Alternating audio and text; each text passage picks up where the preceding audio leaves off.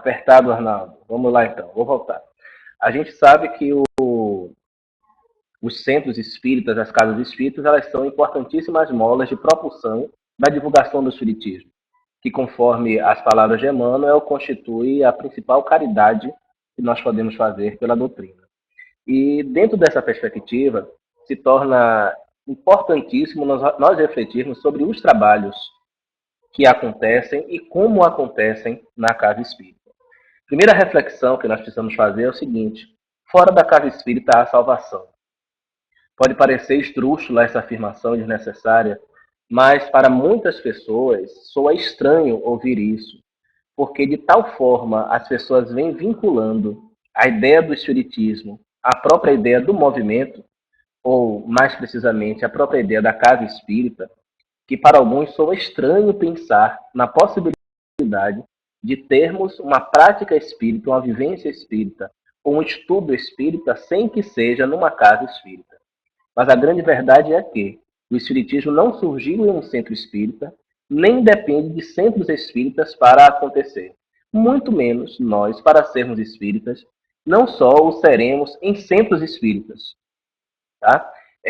Um amigo uma vez me falou, um pouco incomodado, de uma pessoa que ele dizia que era espírita, mas que nunca havia frequentado o centro espírita, que acompanhava, por exemplo, as palestras, as gravações pela Rádio Boa Nova, que lia muitos livros, que acompanhava diversas situações, mas que nunca tinha pisado num centro espírita.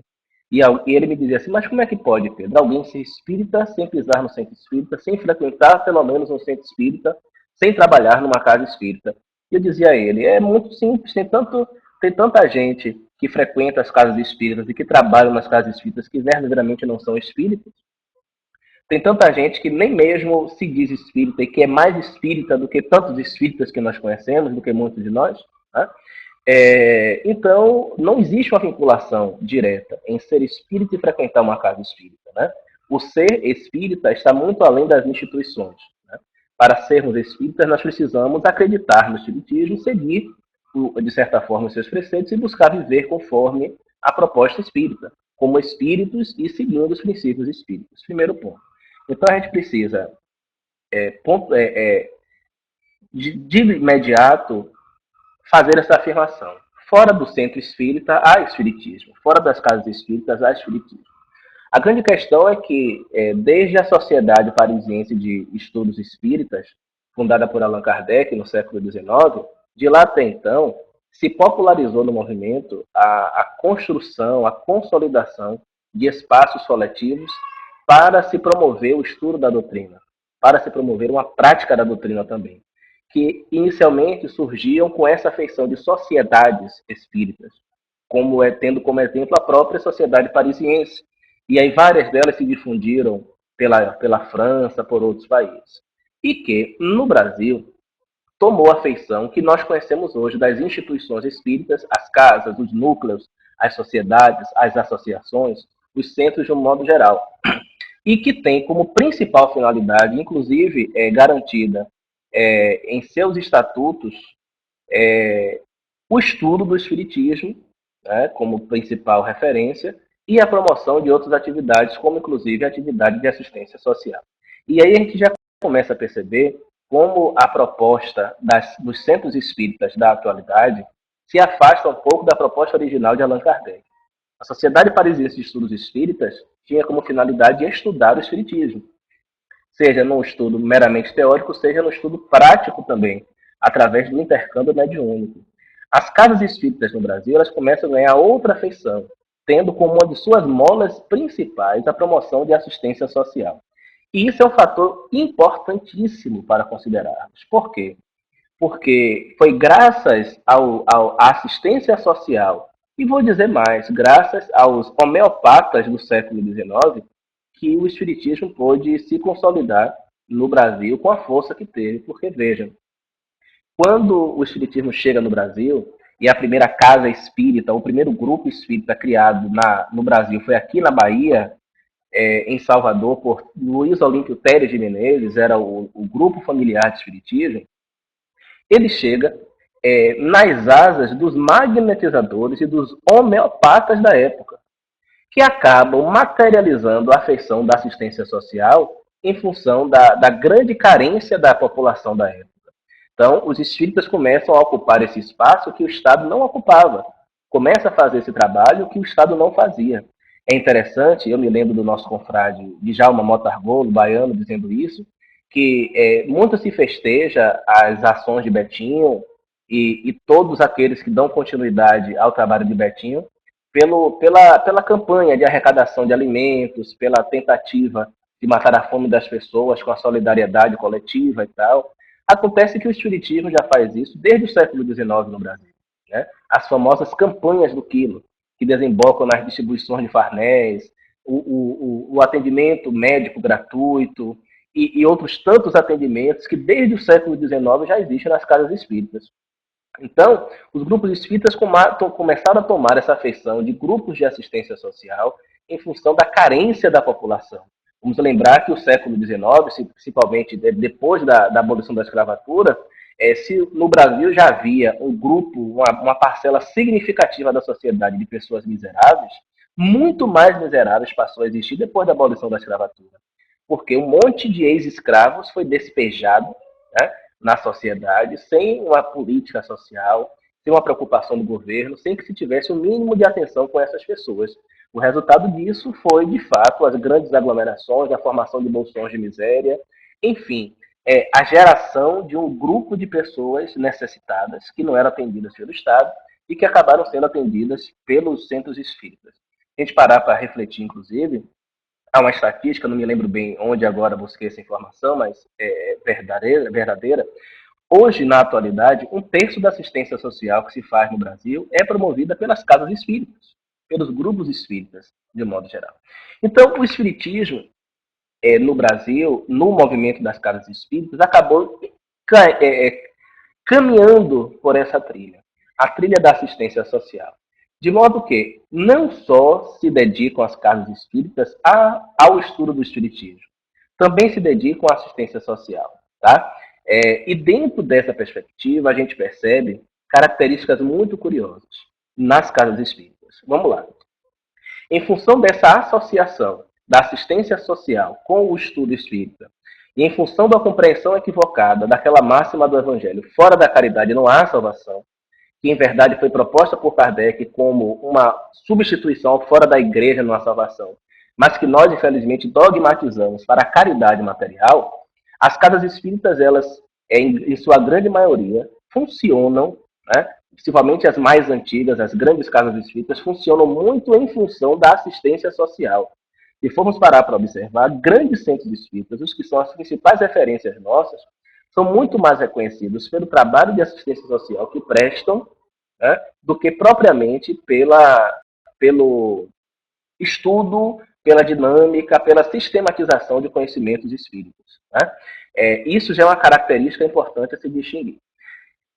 Como essa necessidade da assistência social, ela surge da realidade e ela é fundamentada a partir dessa frase que nós, infelizmente, tratamos muitas vezes como um dogma, que fora da caridade não há salvação, a gente coloca a caridade como uma necessidade importantíssima, sem a qual não haverá evolução espiritual, e acaba, de muitas formas, tratando desse conteúdo e tratando da casa espírita como se fosse uma instituição puramente religiosa.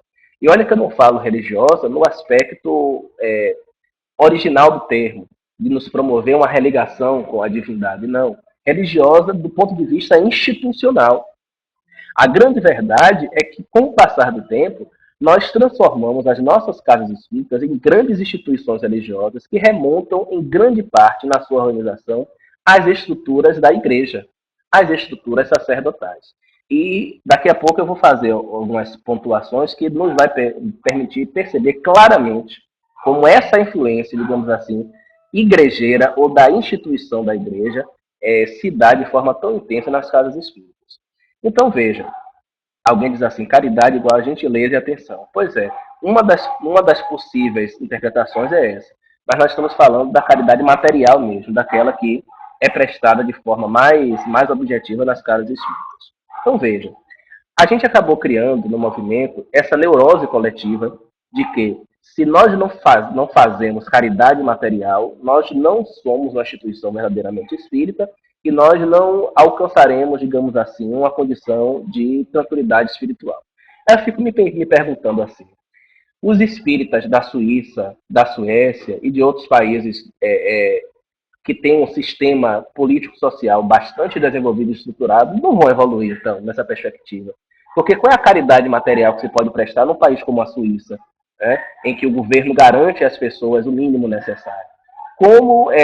Que caridade se pode prestar numa Suécia, numa Finlândia, numa Dinamarca, onde você não tem pobres miseráveis, onde as pessoas que precisam recebem do Estado o mínimo necessário para se manter. Né? Então, na verdade, a caridade material ela é uma contingência. Ela é algo passageiro, ela é algo necessário, né, que se apresentará enquanto houver necessidade, né, mas não como o indispensável, aquilo sem o que não haverá evolução. Aí Regina diz assim, não nos tornamos pessoas melhores se colocamos assistidos os de baixo. Vamos lá. Não nos tornamos pessoas melhores e colocamos assistidos os de baixo. Me devem favor. Exatamente, Regina. Ainda tem esse aspecto, né? De nós não ensinarmos a pessoa a pescar e nos sentirmos de alguma forma com o ego massageado, porque os outros dependem de nós. Temos pessoas dependentes de nós, né? Cria esse vínculo de dependência. É verdade. Mas o que é que eu quero dizer? Voltando aqui. Então, assim, criou-se essa coisa de que sem assistência social a casa espírita não pode acontecer, não pode existir, e muitas vezes nós nos distanciamos de um foco importantíssimo dentro da casa espírita, que é o conhecimento do espiritismo. Né? Até porque são casas espíritas. Por isso, por esse distanciamento, por esse negligenciamento do conhecimento espírita, nós estamos percebendo como há tantas casas que se dizem espíritas, mas que em verdade elas são espiritualistas. Espiritualistas na orientação, né? Porque embora dizem que seguem Kardec, mas na prática não seguem, e espiritualistas na própria compreensão do que deve ser uma prática espírita. Né? Então, é preciso pensar que talvez o primeiro caminho que se deve trilhar numa casa espírita, o primeiro caminho para todo aquele que ingressa numa casa espírita para conhecer o espiritismo e para se familiarizar com a doutrina, é o conhecimento da doutrina. Regina lembra, se as pessoas caridosas, mas não são caridosas, mas não agem como Jesus, falta uma solidariedade. Verdade, você está certo. Então, veja, voltando a Emmanuel, se a primeira caridade que nós podemos fazer pela doutrina é a sua divulgação, o primeiro caminho que um novo iniciante numa casa espírita deve seguir é o caminho do estudo. É o caminho da compreensão, é o caminho do conhecimento. Isso também é caridade. E não é só caridade pela doutrina ou para a doutrina, é caridade também para com a pessoa. Porque o conhecimento de Jesus, conhecereis a verdade vos libertará. O conhecimento é libertador. O conhecimento de si mesmo, da sua realidade, da sua razão de ser, da sua condição de espírito é importantíssimo para que a pessoa se encontre na vida, para que a pessoa se redescubra, para que a pessoa ressignifique seus valores e busque trilhar a sua vida de forma diferente. Né? Então, o primeiro caminho é esse, é buscar o conhecimento espírita. E aí nós vamos vendo outras coisas.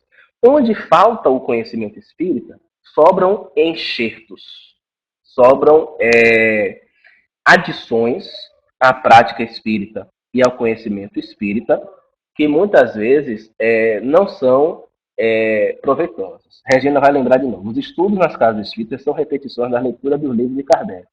Eu não sei o que é que você chama de repetição dos livros de Kardec, Regina. Assim, se você está observando que a forma de estudar os livros de Kardec é equivocada, eu até concordo com você.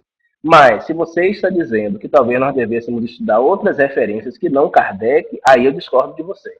Eu acho que a referência primeira, a principal referência em matéria de espiritismo é Kardec. O espiritismo surge com Kardec e ele é a referência primeira. Né? Só a leitura, claro, verdade. Só a leitura por si só não dá. É preciso ter reflexão, é preciso ter busca. É a primeira leitura e será todas as outras leituras sequentes, porque é a partir dali que nós vamos ter referência para avaliar os outros conteúdos, né? Para avaliar outras perspectivas. Como lembra Clé, são as obras fundamentais. Os fundamentos estão no alicerce e eles devem lá permanecer. Tá? Então, assim, Onde falta o estudo, onde falta o conhecimento, sobram os enxertos. Porque, veja, qual é a essência da casa espírita? A essência da casa espírita é a promoção da teoria e da prática espírita. Pesquisar em outras obras do próprio Kardec, de fato, Helena, né? E a Revista Espírita e outros autores que são importantes também, mas o fundamento é Kardec. Então, veja, a ideia da casa espírita é promover a teoria e a prática espírita. A teoria que nós encontramos no estudo. E qual é a prática espírita, verdadeiramente? Vamos lá. A prática espírita, por excelência, é a prática mediúnica. Preste atenção, por excelência. O que de mais diferente e o que de acrescentar o espiritismo pode promover pela criatura é o tratamento espiritual, efetivamente. Porque, veja, olha lá. Como é que as casas funcionam hoje de um modo geral? As casas funcionam no que toca à sua estrutura doutrinária e tratamento espiritual, oferecendo palestras públicas, que são muitas vezes pregações. Né? É o indivíduo falando e as pessoas simplesmente ouvindo. A maioria das casas sequer abre a possibilidade do frequentador questionar, o que é um problema, porque não só o processo dialogal ele é importante para o conhecimento, como também parte do pressuposto de que aquelas pessoas não são sujeitos de conhecimento, né? Não são pessoas capazes de conhecer, de construir a sua própria realidade, de interferir e de questionar, como se elas não trouxessem consigo as suas necessidades. Então, veja, nós temos uma pessoa que fala durante uma hora, durante meia hora, durante o tempo que for, numa pregação que não pode ser questionada. De onde é que nós importamos esse modelo? Das igrejas. O modelo das pregações católicas e o modelo das pregações protestantes. Rosimério diz assim: muitos centros espíritas se preocupam mais com os brechós, sopa, cesta básica, promessas de cura, e quando observamos a biblioteca tem apenas uma prateleira de livros. Verdade. Regina Helena diz: concordo plenamente com você, o palestrante fica no púlpito. Pois é. Numa distância do público absurda, que não é só a distância física, a distância também é intelectual e afetiva. Então, veja, esse modelo igrejeiro. É o pastor que prega para as suas ovelhas. É o padre que prega para os seus fiéis. E nós reproduzimos esse modelo nas nossas casas espíritas. Tem casas espíritas, eu conheço casa espírita, que tem 8, 9, 10 palestras doutrinárias numa semana. Né? Enquanto o público de estudo é um público bastante pequeno. Vamos lá. Nós temos nas casas espíritas, vamos lá, entendo, Rosemary, que o contexto intelectual se faz necessário, mas não podemos intelectualizar uma pessoa que está passando fome e frio. Perfeito, Eva. Dar o pão a quem tem fome e dar água a quem tem sede. Eu não estou falando disso, eu estou falando dos excessos. Tá? O que nós estamos tratando aqui é a questão dos excessos. Eu acho que tudo na sua medida, no seu equilíbrio, está perfeito. Então, veja. Então, vamos lá. Nós temos as pregações que remontam aos púlpitos das igrejas. Né? Nós temos o que mais? Uma água fluidificada, que remete a quê? A hóstia consagrada, né? Que nos remete à água benta. Olha lá o Arnaldo dizendo: Pedro, uma vez amigos nossos, ao adentrar a casa de Chico Xavier, ele tinha 82 anos, estava estudando o livro dos Espíritos, e disse que nada sabia e precisava estudar. Não precisa nem dizer muita coisa, né? Então veja como o Arnaldo traz um exemplo do Chico aí, que por si só já nos fala e mostra como nós ainda estamos tão distantes de alcançar a humildade de uma alma como essa e a compreensão da própria falta de conhecimento, né? Então veja. Aí vamos lá. A água fluidificada que substitui a água benta, que substitui a hóstia consagrada. Nós temos os atendimentos fraternos, que remontam muito aos confessionários, né? Ou às orientações que alguns pastores direcionam, que muitas vezes são feitos sem o conhecimento de causa, porque tem muitas casas transformando o atendimento fraterno em momentos de psicoterapia. Mas atendimento fraterno não é psicoterapia. Lugar de psicoterapia é no consultório psicológico. Quem tem habilitação para fazer psicoterapia é o psicólogo. Ah, mas o atendente fraterno é psicoterapeuta. Perfeito. Mas nem por isso ele deve conduzir o atendimento fraterno como a psicoterapia. Aquele é um momento de aconselhamento, de orientação, né? De acolhimento, de conforto. Não para se realizar psicoterapia. Mas vejam, Lembra muito o confessionário, lembra muito as orientações dos pastores, de um modo geral. Nós temos os passes, pois bem, mas passe também é oferecido de outra forma, magnetização, digamos assim, é oferecida de outra forma em outros ambientes, como na igreja messiânica, né, com o Jorei, como em outros grupos, com o Reiki, como as bênçãos que são estendidas, com as mãos estendidas, com a imposição de mãos em algumas igrejas. O que é que de especial o Espiritismo pode promover para um tratamento espiritual, por exemplo? É a terapia desobsessiva, né? É a terapia espiritual por excelência através dos médios. Tá? E aí o que é que está acontecendo em muitas casas? Muitos confrades, justamente por não terem estudo, e onde sobra estudo, e onde falta estudo, sobra a insegurança e a rigidez, têm fugido, inclusive, da prática mediúnica, dizendo que é porque não se sentem capazes de dialogar com os espíritos. Mas veja que grande contradição. Como é que um centro espírita que estuda o espiritismo, uma doutrina que surge a partir do tratamento com os espíritos, se furta a lidar com os espíritos em reuniões mediúnicas? Ah, mas nós não temos conhecimento. Conhecimento se adquire, conhecimento se consolida, conhecimento se constrói ao longo do tempo. E aí nós acabamos fechando a casa espírita em outras práticas que não são práticas efetivamente espíritas. Porque, veja, que podem até, em alguns contextos, aparecerem como práticas complementares, mas que não são o prato principal da doutrina espírita. Tem muita casa espírita aí, com todo o respeito que nos merecem os amigos, os confrades, e sem querer fazer juízo de valor, é dizer que uma é melhor ou que é pior, mas a prática espírita precisa ser vista como prática espírita. Então, veja, tem muito centro espírita aí, cuja centro espírita, cuja terapia principal é a cromoterapia, por exemplo. Mas a cromoterapia não é uma prática espírita.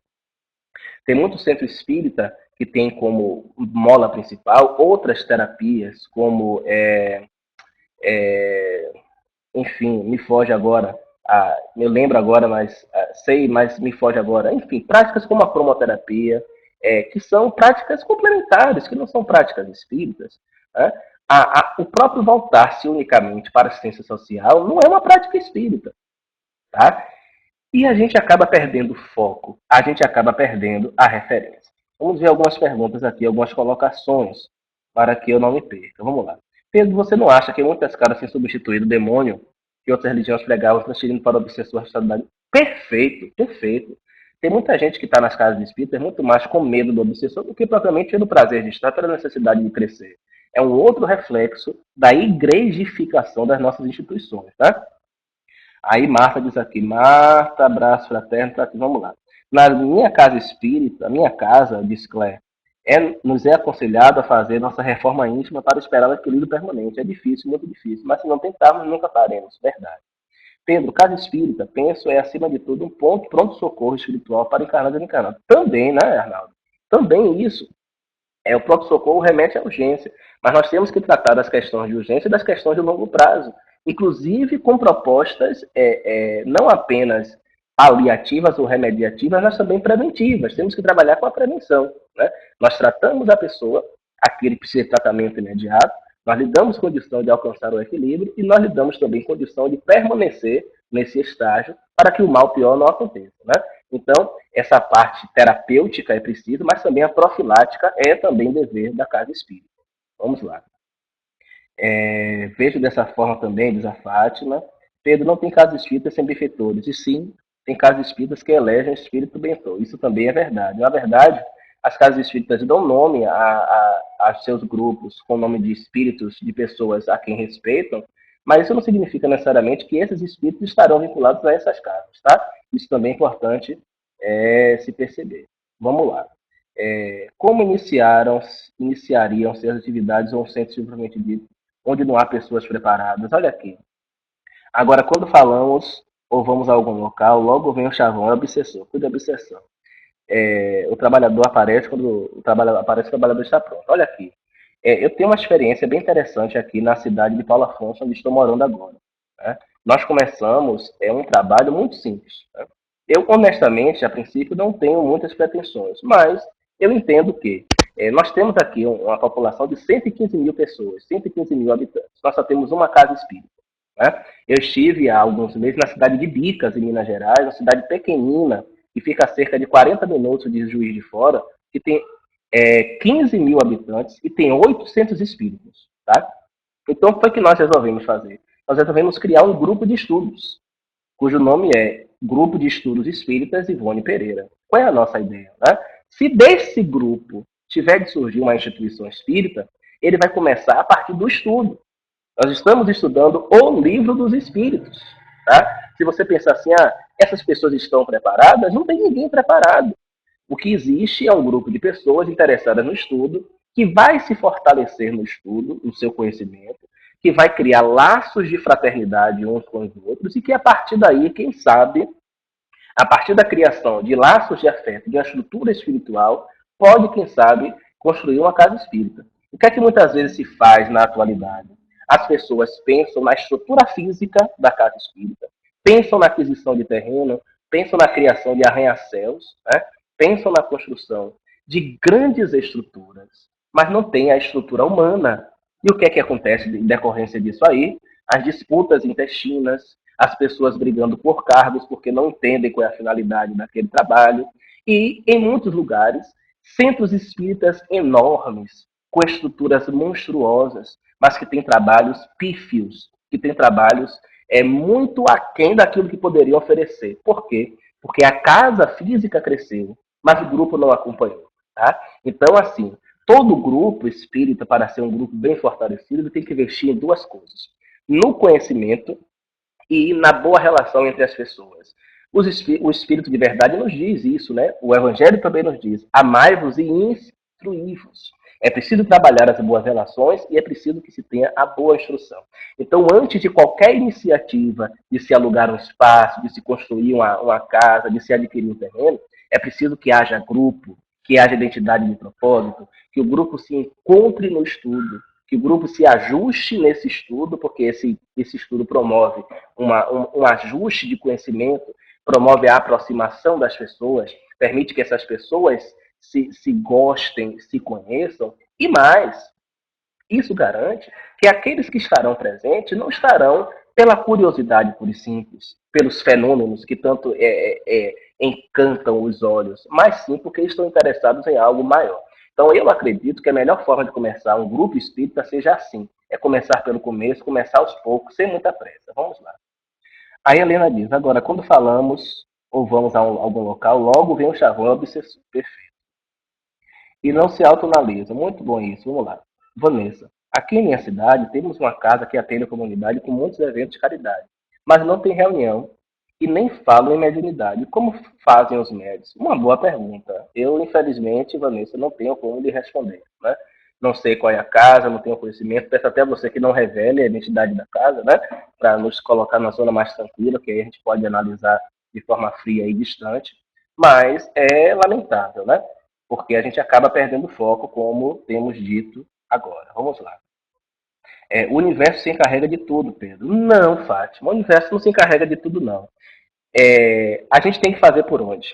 Tá? O universo ajuda, mas nós temos que fazer por onde.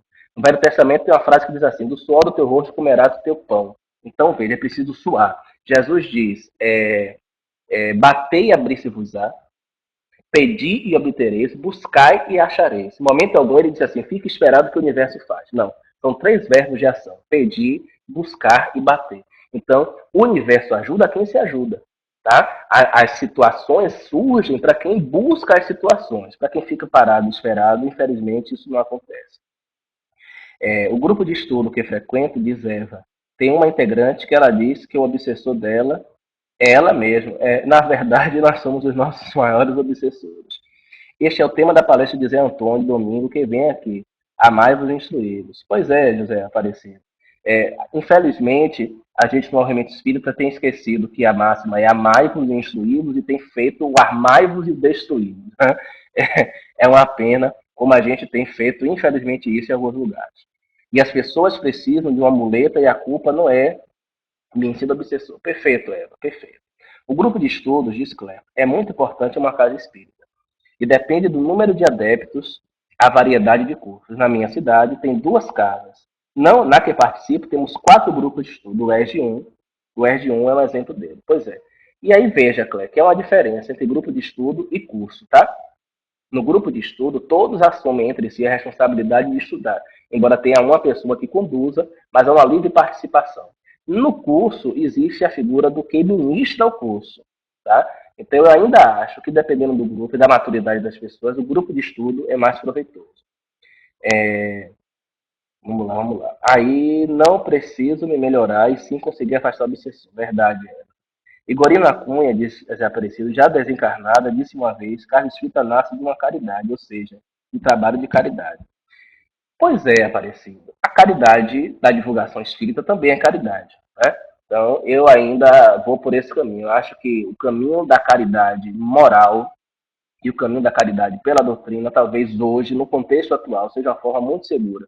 É claro que eu não estou afastando a outra caridade, não, mas eu acho que o foco, para a gente consolidar as estruturas da casa espírita, tem que se pautar por aí, a caridade moral e a caridade pela divulgação da doutrina. Pelo menos é a minha opinião. Ah, tudo bem.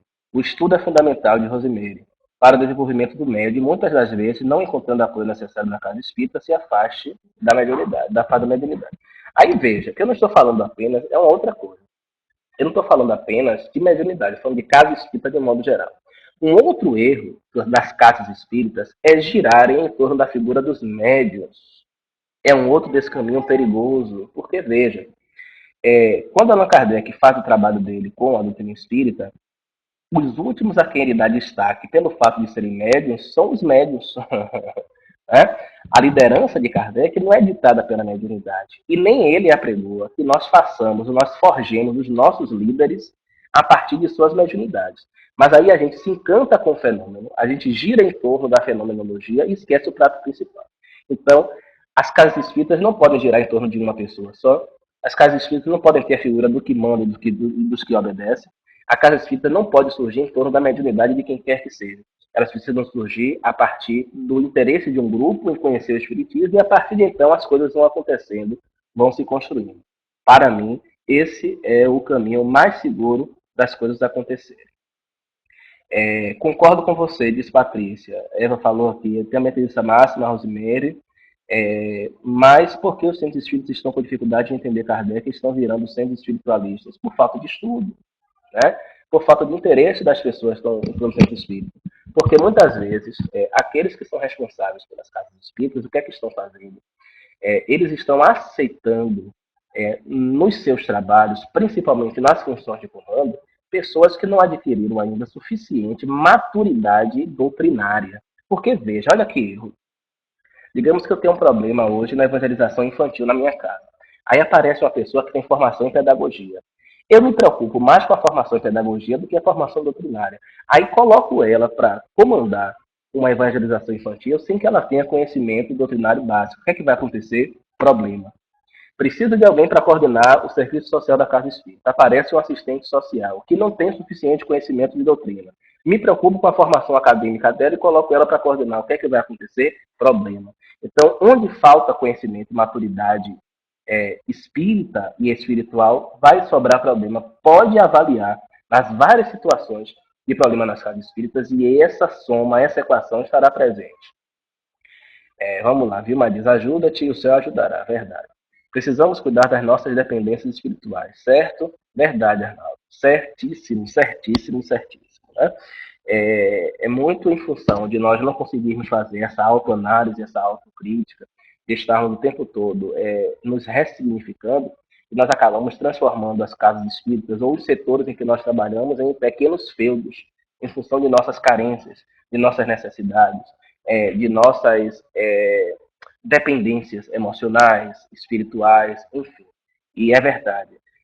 Kardec diz, os espíritos dizem no livro dos espíritos que o espiritismo existe para tornar o homem melhor. Né? Então, por aí a gente já deduz o que é que tem que acontecer. Vamos lá, então. O que é que eu tenho aqui? Um momento. Ok. Vamos continuar. Ainda estou me adaptando a essa coisa de falar e acompanhar aqui pelo chat, mas a gente consegue. Arnaldo, diz Eva, entendo que a caridade nem sempre é material, mas ainda não entendemos isso. Verdade. Estou em Campinas, São Paulo, diz Leandro. Deve ter mais de 20 casas espíritas por aqui, vários concursos. É uma cidade privilegiada nesse ponto. Que bom, viu Leandro? Que bom. Né? Que há essa preocupação com o estudo, mas lembrando E eu não estou pugnando pela abolição da caridade material das casas espíritas, de forma alguma. Muito pelo contrário. Mas eu acho que nós precisamos dar a ela o significado que ela merece, deixar a condição do assistencialismo para ser uma promoção do indivíduo, e acho que nós não podemos dar a esse aspecto a principal importância de uma casa espírita, senão a gente não faz esse trabalho da forma adequada. Tá? O sacrifício mais agradável a Deus é a caridade moral, lembra Arnaldo? A caridade praticada por Jesus, que trabalhava a caridade em todos os seus sentidos, que é a mais difícil, Arnaldo, não é verdade? De nós realizarmos, né? O suportar os parentes, o perdão, né? O esquecimento das ofensas, o exercício da humildade, tudo isso materializa a caridade moral, que pode até ser um outro assunto, um outro momento nosso, discussão mais objetiva. Lembra, vamos lá, Regina, descendo aqui. Vamos lá, vamos lá, vamos lá. Regina, tratar o porteiro e motorista de ônibus também é uma maneira de fazer caridade lá na Casa Espírita, fala lindamente, ok. Mas a mediunidade, diz Helena, Regina Helena, é uma maneira de manipular o poder, não acha? Acho, sim, perfeito, perfeito.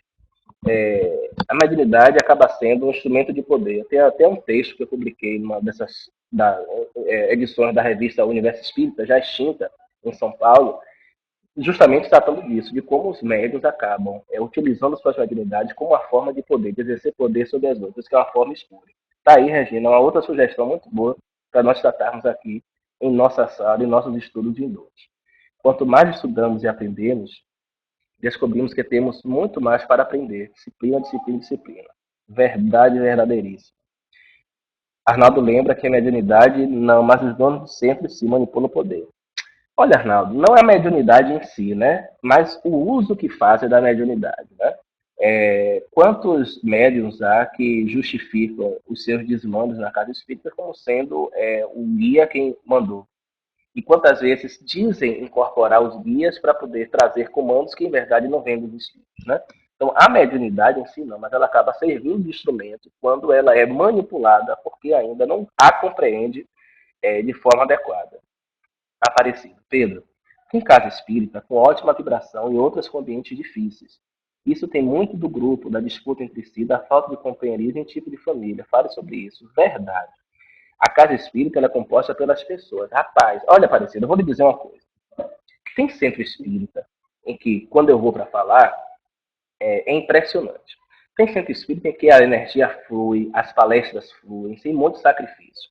Mas tem casa espírita, meu amigo, em que a gente entra e que a impressão que se dá é que até mesmo os ditos espíritos orientadores da casa, entre aspas, são contrários àquilo que se vai dizer. Né? São refratários à nossa chegada, à nossa permanência.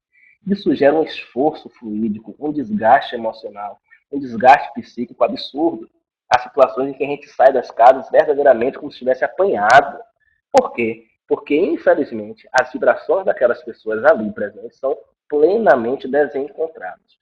E aí temos que fazer um esforço muito grande, inclusive, para manter o equilíbrio da vibração e conseguir chegar ao final da nossa palestra. É verdade, sim. A casa espírita não é só, é muito menos o prédio, as paredes, e é muito mais as pessoas. Então, se há harmonia entre as pessoas, tudo bem. Se há disputas, se há melindres, se há quebras de braços, se há buscas de espaços de poder, meu amigo, pode ter certeza que Jesus está passando bem longe disso aí. Vamos lá. Luciana de Guariba. Pedro, quando discordamos das atitudes de alguns confrades nessas atividades, tipo quando fogem dos princípios doutrinários, como insistir nessa reflexão sem que haja melindres? Olha lá, Luciana. Eu acho que tudo tem que ser dito e feito de forma fraterna, tá? Sem acusações, sem ameaças, até porque a gente pode estar equivocado também, né? Quem garante que não somos nós os equivocados e o outro o que está certo na sua visão? Eu sempre busquei para mim a seguinte fórmula, tá? Eu trabalhei na mesma casa espírita desde os meus 13 anos de idade. Só desliguei agora no início do ano em função da minha mudança da cidade de Salvador para a cidade de Paulo Afonso. Então, veja, eu sempre disse assim, olha, porque nem tudo que acontece na casa espírita, muitas vezes a gente está de acordo, mas quem disse que a nossa visão tem que ser a verdadeira, não é? Então a gente tem que fazer esse exercício também de entender que nós temos a nossa visão, que o grupo tem outra visão e que a gente tem que ir conjugando essas possibilidades. Mas qual era sempre a minha reflexão? Enquanto houver coisas diferentes que eu não aceito mas que eu entendo que não foge aos princípios doutrinários, tudo bem, eu estou dentro. Mas se chegar a um ponto em que eu perceber que a discrepância é muito grande e que me fere, eu tenho dois caminhos. O caminho de permanecer, brigar, gerar mal-estar, perder a minha paz e gerar perda da paz do outro, ou o caminho de colocar as cartas na mesa e, caso não seja entendido e não seja aceito, pegar o meu banquinho e sair de mansinho. Porque, veja, eu não tenho o direito de perturbar aquele espaço, aquelas pessoas. Tá? Se não está bom para mim, mas está bom para as pessoas, e se é algo que eu não consigo suportar, com que eu não consigo lidar, quem é o incomodado não sou eu me vou. E vou buscar outras possibilidades. Então, eu acho que também, a título de discordar e a título de fazer valer a verdade, a gente não tem o direito de causar perturbação. Então, se a gente coloca as cartas na mesa de forma fraterna, se a gente apresenta as razões e não é ouvido e não é aceito, e se essa situação é insuportável para nós, é melhor que nos afastemos e busquemos outras possibilidades, a que permaneçamos sendo instrumentos de perturbação. Aí nós estaremos gerando comprometimento para nós mesmos, tá? Rita de Juiz de Fora. Realmente é triste ver pessoas se acharem donos do Espírito, mas infelizmente isso acontece muito. O Espírito falou, então está tudo certo. Outro problema, né, Regina? É a gente achar que porque o Espírito falou está tudo certo. E não é verdade. O Espírito também é gente. E se o Espírito é sério, ele jamais ordena. Se o Espírito é sério, ele jamais ordena. O que é que o Espírito faz? Ele propõe, ele sugere, ele discute, ele apresenta possibilidades. Mas ordenar, determinar, jamais. Jamais. Arnaldo, passei também por essa experiência. Pessoas da casa arrastando os pés e fazendo barulho com a boca, etc. É terrível. Ô, meu amigo, isso é o de menos. Se todo problema fosse esse, fosse só um problema de falta de educação doméstica, seria ótimo, né? Mas a gente sabe que, infelizmente, as coisas são muito mais graves, né? A torpeza e certos desvios são muito mais intensos, né? Só para pontuar para vocês, tá? Esse tema de hoje nós escolhemos foi uma sugestão do nosso amigo lá de Bilac, de São Paulo, nosso amigo Vanderlei, que inclusive está na sala. Um grande abraço, Vanderlei. É muito bom estar com você aqui de novo, tá? E obrigado aí pela sugestão do nosso tema. Leandro, Pedro, por gentileza, repita aquelas três frases de Jesus sobre. Ok. Jesus diz: o suor do rosto é no Velho Testamento. Jesus diz: pedi e obtereis, batei e abri-se-vos-á, buscai e achareis. São três verbos de ação: pedir, bater e buscar, tá bom? Ok. Pedir, obtereis. Você quer que eu digite? Está lá no Evangelho, não tem erro não. Pedi e obtereis, buscai e achareis, abrir, abrir bater, desculpe, e abrir-se, vos a. Pronto. Vamos lá. Regina, aconteceu comigo. O que observo é que muitos espíritas que se dizem médios utilizam esse título apenas para manter o poder. Verdade, Rosimeire, verdade. Ok, obrigado. Vamos lá. Pois bem. E o universo conspira a seu favor. Pois é, Fátima. É isso aí. Pedir, buscar e bater, e o universo conspira a seu favor. Ok. Quando os departamentos da Casa Espírita existem uma independência, alguns setores sofrem com esquecimento. Exemplo, quando a direção não se importa. Perfeito, perfeito. A direção da casa, o nome já diz, né? Ela serve para dirigir a casa como um todo. Ela tem que ter o trabalho de ter a visão do todo, a visão do conjunto. Né? É claro que algumas casas a gente não pode. Isso, Arnaldo. Obrigado, Arnaldo. Capítulo 25 de Evangelho segundo o Espiritismo. Buscar e achareis. Muito obrigado, Arnaldo. Então, veja, é natural que algumas casas possuam, vamos dizer assim, uma vocação mais especial. O outro capítulo, pedir obtereis, ótimo. Uma vocação mais especial para certas tarefas, tá? É natural isso. Isso vai depender das pessoas que lá estão, da história do grupo, isso não tem problema nenhum. Agora, mesmo em havendo essa vocação natural, se a casa espírita optou por desenvolver aqueles trabalhos, é preciso que dê atenção àqueles trabalhos, tá? Na minha visão particular, não existe a obrigação, por exemplo, de todas as casas espíritas oferecerem todo tipo de serviço à comunidade. Proporciona, oferece, realiza aquilo que é possível, aquilo que estiver ao seu alcance. O que é que acontece às vezes, Fátima e não sei se foi Rosimeire que falou, Hugo de Recife, o que é que acontece muitas vezes? A casa espírita segue um modelo apresentado por alguma instituição ou porque eles acham que é o modelo ideal. E aí não tem material humano e não tem preparo para certas tarefas e acha que tem que fazer tudo. E aí veja, se eu faço tudo sem ter condição, eu faço nada. Então o que é melhor? Estruturar. Começa com pouco, começa com o que consegue. Começa com um grupo de estudo, começa com uma reunião pública, começa com o estudo do evangelho, ou com um trabalho social pequeno, né? Mas começa com aquilo que pode ser feito. Tem gente que acha que se não for grande, não vale. E aí eu lembro que o centro espírita que o Chico trabalhava era uma casa muito simples, né? Mas as pessoas acham que tem que construir arranha-céus. Né? Então veja, mas nós temos que distribuir tantas cestas básicas porque é importante. Não tem que distribuir, não. Se só consegue distribuir 5 ou 10, vai distribuir 5 ou 10. De que adianta assistir 100 famílias se não tem condição de fazer?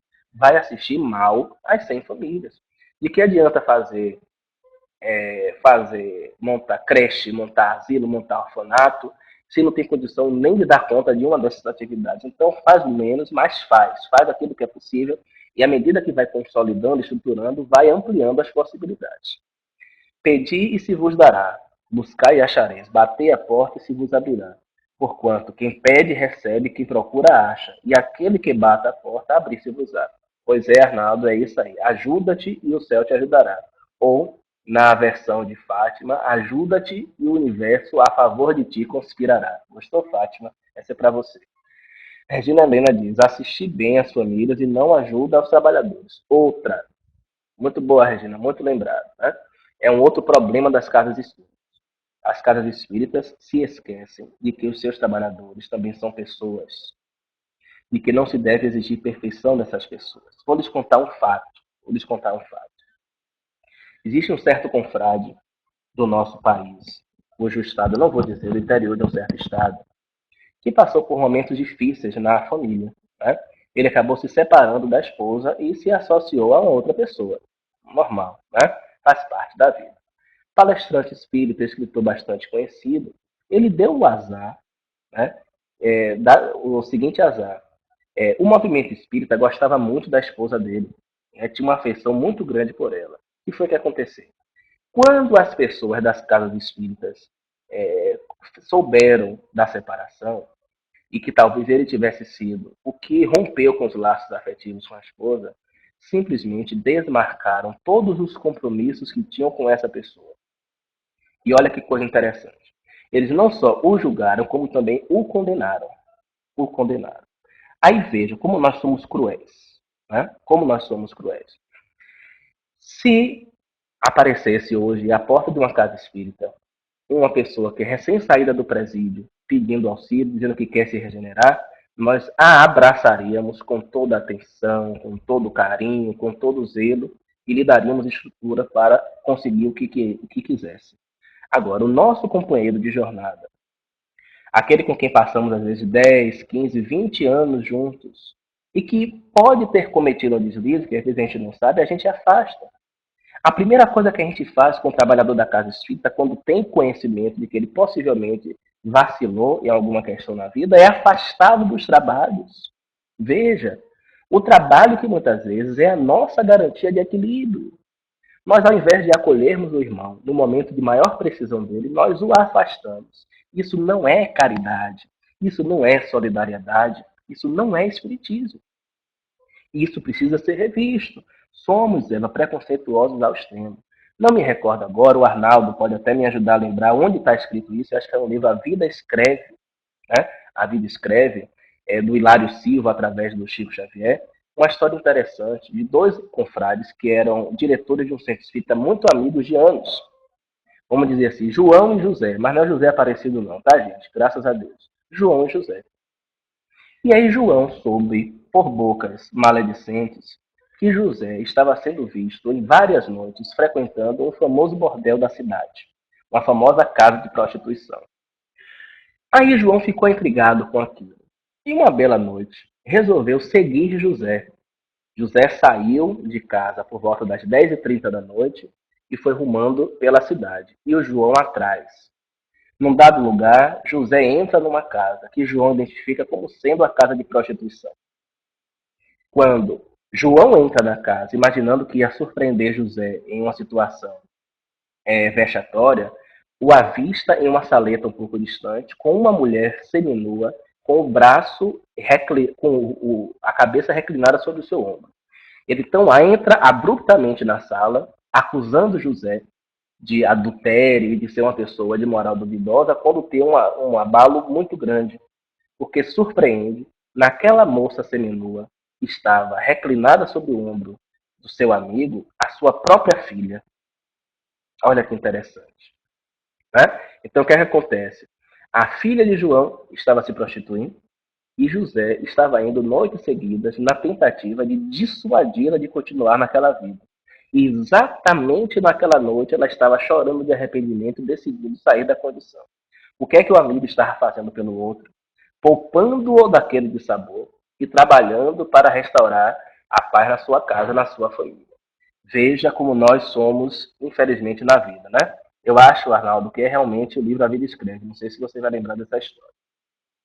Vanderlei vai dizer assim: Evan, somos preconceituosos, queremos que as pessoas sejam perfeitas e somos imperfeitos. Verdade, verdade. Vanderlei, pode citar algumas dicas para o estudo em grupo na casa para ser mais dinâmico, evitando que fique maçante para o interesse das pessoas que estão iniciando? O Vanderlei, infelizmente,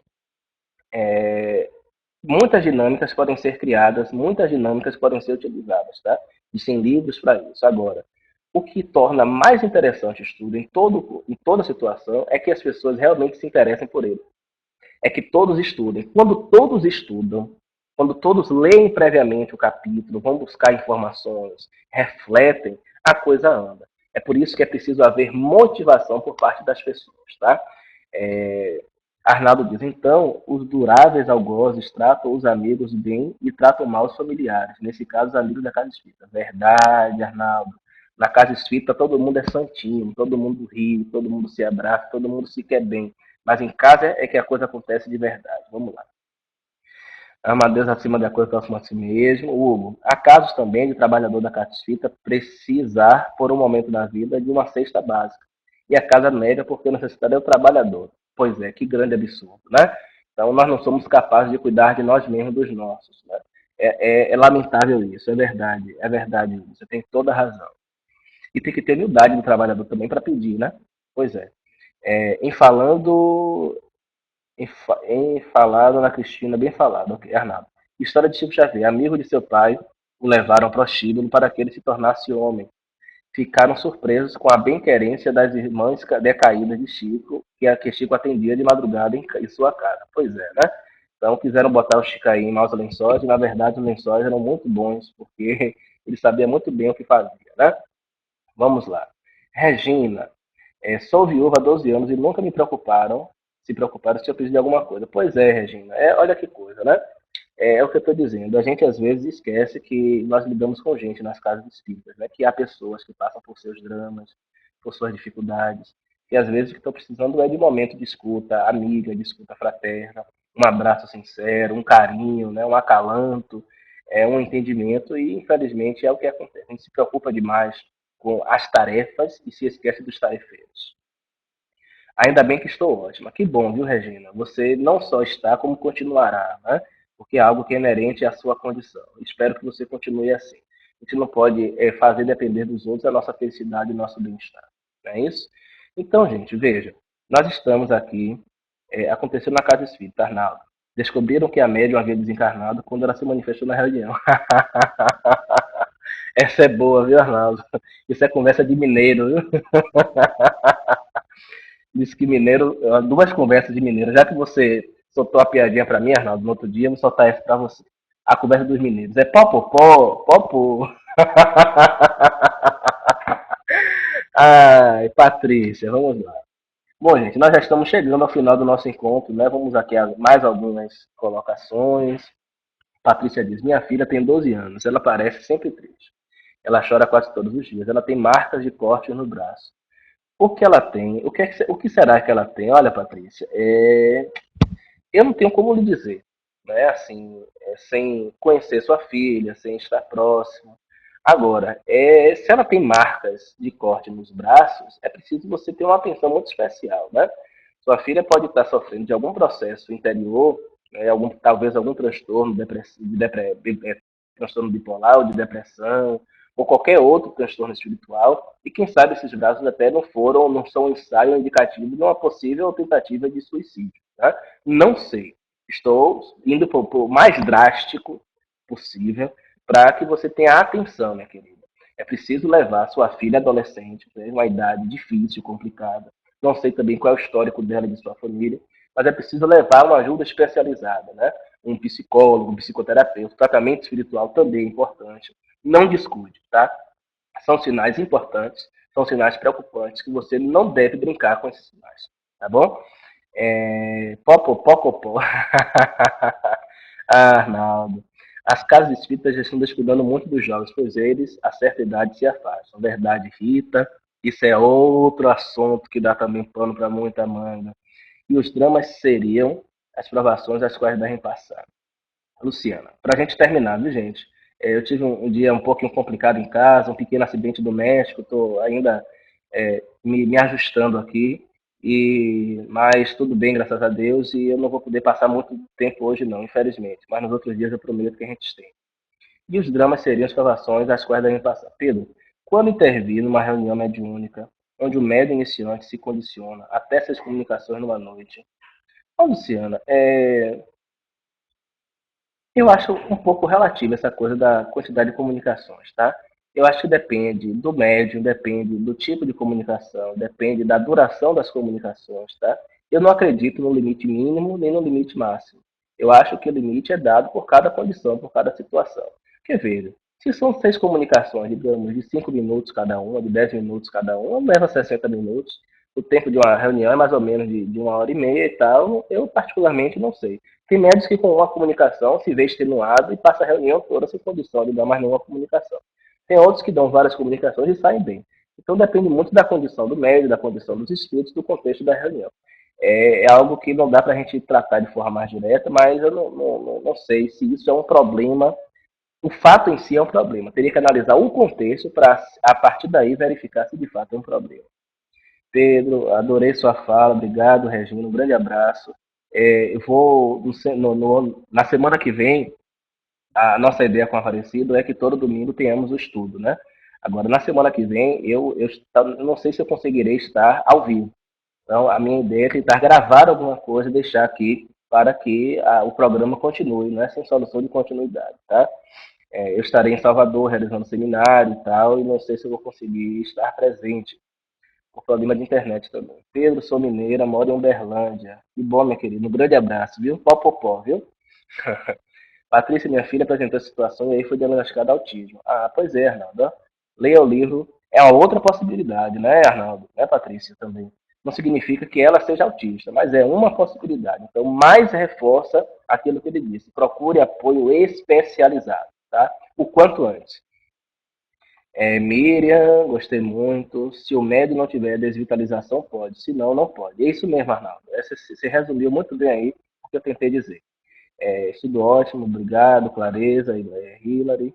É muito bom, ótimo, que bom. Sempre às 21, mas 21h30, viu, Regina? Porque nós realizamos aqui o nosso estudo do Grupo Espírita, Grupo de Estudos Espíritas, Ivone Pereira, das 18h30 às 20 horas, aqui em Paulo Afonso. Aí é só um intervalozinho do me organizar. E às 21h30 nós começamos aqui na sala, tá? O Aparecido lembra, né, que estamos aí como expositores na sala de conferência e com outros temas, porque a ideia é falar do espiritismo em movimento. Aí, só para concluir, eu queria fazer algumas sugestões de leituras a vocês, tá? Sugerir o livro do Herculano Pires, O Centro Espírita, tá? Eu vou ver se eu consigo digitar ao tempo que eu falo, Herculano Pires, O Centro Espírita, tá? Tem um livro de Wilson Garcia também, Wilson Garcia, O Centro Espírita também. Tem um outro livro do César Reis Soares, cujo título eu não me lembro agora, me desculpe, mas vocês podem buscar. E tem esse livro que eu acho interessante, olha, Aprimoramento Espírita, de Alquinda Oliveira. Especificamente esse terceiro item aqui, ó, Projeto Orar. Vou colocar aqui, Alquinda de Oliveira. Aprimoramento Espírita. A parte que traz o projeto Orar, tá?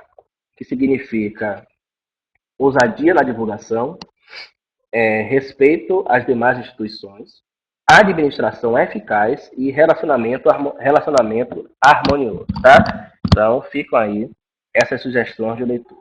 Ok, gente? A Rita dá mais outra sugestão aí, mas eu acho que basicamente. E um livro, esse também eu não posso deixar de sugerir a vocês, o livro de Allan Kardec, pouco conhecido por nós, que é Viagem Espírita, de 1862. Vocês vão ver que reflexões interessantíssimas Allan Kardec faz nesse livro sobre o funcionamento dos grupos espíritas. Eu prometo que em um desses estudos eu vou trazer esse livro e a partir de algumas reflexões de Kardec, numa apresentaçãozinha bonitinha no PowerPoint, nós poderemos fazer esse registro e estudar um pouco mais, tá? E só para pontuar, o título Espiritismo em Movimento, ele foi pescado no livro de mesmo nome do espírito Deolindo Amorim, através do médium baiano Elzio Ferreira de Souza, tá? Elzio Ferreira de Souza. Que nós também teremos o prazer de estudar alguns capítulos. É um livro fantástico, fantástico, especial. Se vocês puderem adquirir, vai ser de bom tom, vai ser muito útil para vocês, tá? Então, olha aí, gente, muito obrigado a vocês pela atenção. Aparecido, eu acho que nós conseguimos atingir o nosso objetivo, né? Fico muito grato a você. Isso aí, Arnaldo, é isso mesmo. Né? Fico muito grato, Aparecida, ao Arnaldo, por ter permanecido aqui conosco. É uma pessoa que tem aí um lastro espírita muito grande, que nos ajudou e que tem uma contribuição muito grande a trazer para nós, né? Agradecer a todos os que estão presentes na sala, os que não puderam permanecer, Ademir, Adilson, Ana Cristina, Eva, Evandro, Fátima, Hilary, Hugo, Ivadir, Leandro, Lenimar, Luciana, Marco Aurélio, Maria Dias, Marta Salvador, Miriam, Nádia Risso, Patrícia, Regina Helena, Ricardo Cabral, Rita, Rosimeire, Rui, Sérgio, Silvia, Vanderlei, Vanessa, Vilma. E agradecer e lhe dizer, Aparecido, que eu estou surpreso, tá? Eu imaginei que teríamos talvez eu, você e o Vanderlei aqui na sala. E estou bastante surpreso e agradecido pela presença de todos os nossos amigos. Que Deus nos abençoe. Muita paz a todos e até a próxima, se Deus quiser. Tá bom? Vou interromper aqui a gravação então.